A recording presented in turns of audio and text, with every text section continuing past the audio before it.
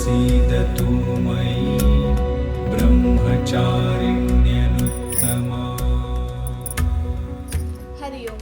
ನವರಾತ್ರಿ ಹಬ್ಬದ ಎರಡನೆಯ ದಿನದಂದು ದುರ್ಗಾದೇವಿಯ ಎರಡನೆಯ ಅವತಾರವಾದ ಬ್ರಹ್ಮಚಾರಿಣಿಯ ರೂಪವನ್ನು ಪೂಜಿಸಲಾಗುತ್ತದೆ. ಬ್ರಹ್ಮಚಾರಿಣಿ ಎಂಬ ಹೆಸರು ಎರಡು ಪದಗಳಿಂದ ಬಂದಿದೆ. ಬ್ರಹ್ಮ ಎಂದರೆ ಕಸು, ಚಾರಿಣಿ ಎಂದರೆ ಕಟ್ಟ ಸ್ತ್ರೀ, ಅನುಯಾಯಿ ಎಂದರ್ಥ.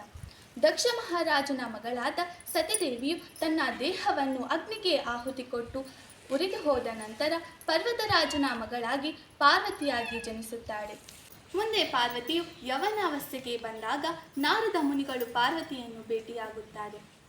ತಪಸ್ಸಿನ ಹಾದಿಯನ್ನು ಅನುಸರಿಸಿದರೆ ಹಿಂದಿನ ಜನ್ಮದಲ್ಲಿ ಪತಿಯಾಗಿ ಪಡೆದಿದ್ದಂತಹ ಈಶ್ವರನನ್ನು ಈ ಜನ್ಮದಲ್ಲಿ ಮದುವೆಯಾಗಬಹುದು ಎಂದು ಹೇಳುತ್ತಾರೆ. ಈ ಜನ್ಮದಲ್ಲೂ ಶಿವನನ್ನೇ ಪತಿಯಾಗಿ ಪಡೆಯಬೇಕು ಎಂಬ ಬಯಕೆಯನ್ನು ಹೊಂದಿದ್ದಂತಹ ಪಾರ್ವತಿಯು ಕಠಿಣ ತಪಸ್ಸಿನ ಹಾದಿಯನ್ನು ಅನುಸರಿಸುತ್ತಾಳೆ. ನಂತರದಲ್ಲಿ ಎಲೆಯ ಸೇವನೆಯನ್ನು ತ್ಯಜಿಸಿದ ಪಾರ್ವತಿಯು ಅಪರ್ಣ ಎಂಬ ಹೆಸರಿನಿಂದ ಪ್ರಖ್ಯಾತಗೊಳ್ಳುತ್ತಾಳೆ.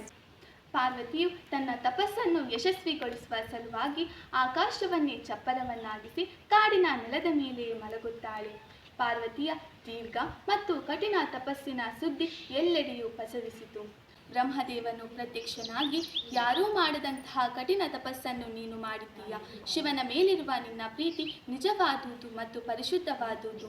ಈ ಜನ್ಮದಲ್ಲಿ ಶಿವನನ್ನೇ ನೀನು ಪತಿಯಾಗಿ ಪಡೆಯುವೆ ಎಂದು ಹೇಳುತ್ತಾರೆ.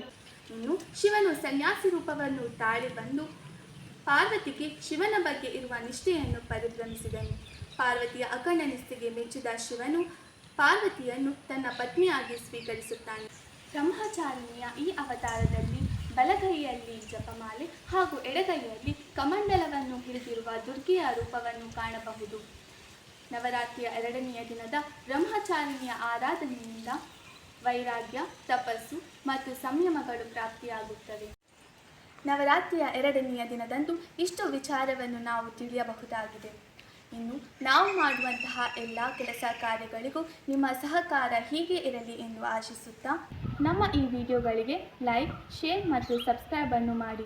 ಧನ್ಯವಾದಗಳು.